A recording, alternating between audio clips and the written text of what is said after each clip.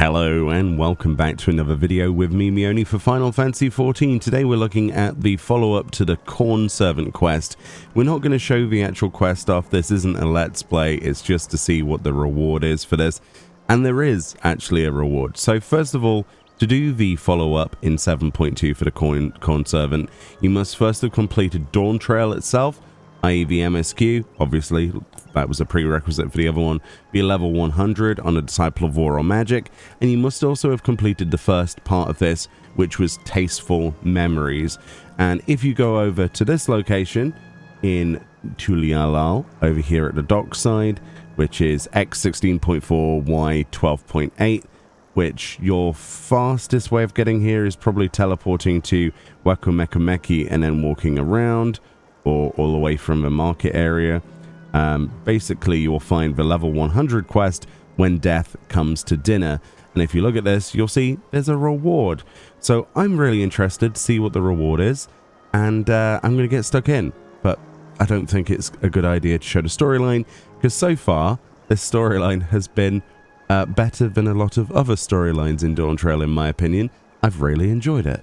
It was only a short quest. Oh man, I was kind of hoping that this was going to be a lot longer than it was, but what little I did get to see of this storyline was actually brilliant. They should do more Corn Servant stuff. Honestly, they should do more storylines like this.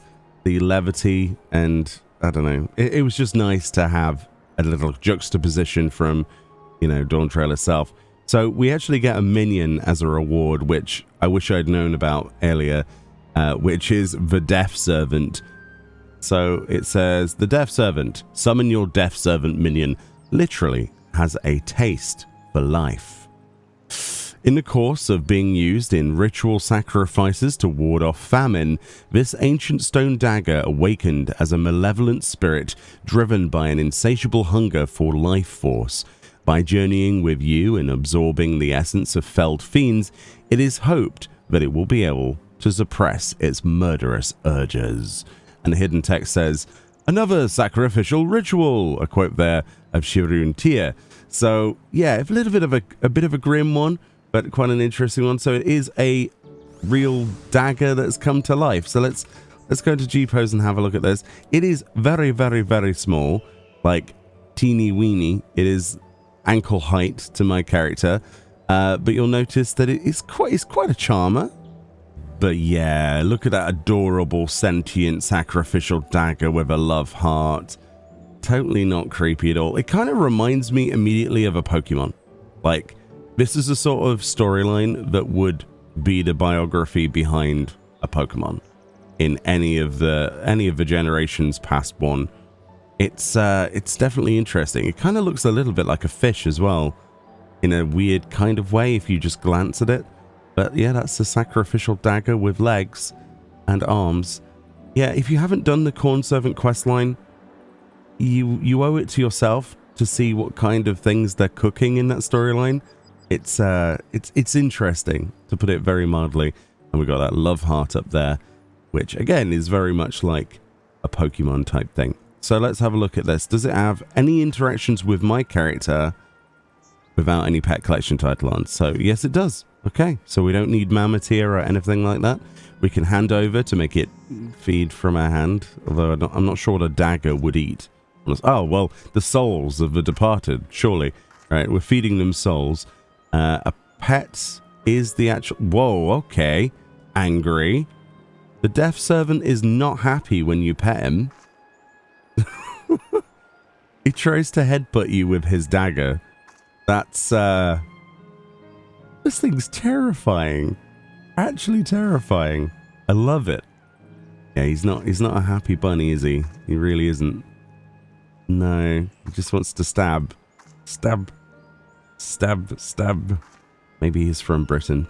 Right, and then the other solution to this would be, does this actually interact in any way, shape, or form with the actual Corn Servant minion? So I've got my protege, my loving girlfriend, Fran, to bring over the Corn Servant, and it's like a family reunion, isn't it, of minions. Let's see. Do it.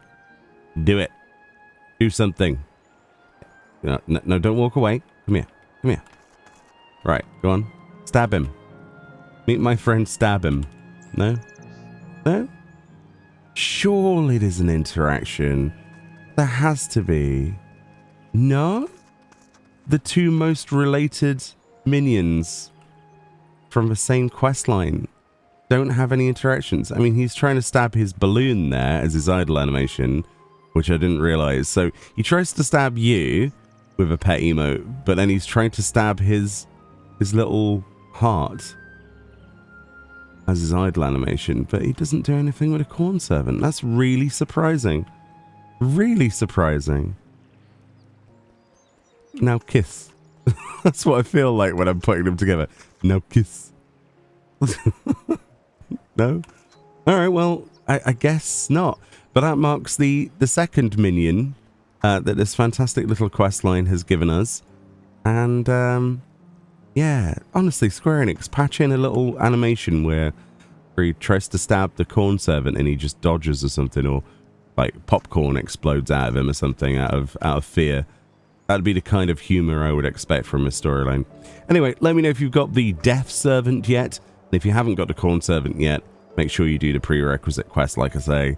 And yeah, get yourself some minions in your collection. They're actually pretty great. And yeah, they're just a nice little storyline that sometimes can be better than parts of the MSQ, in my opinion.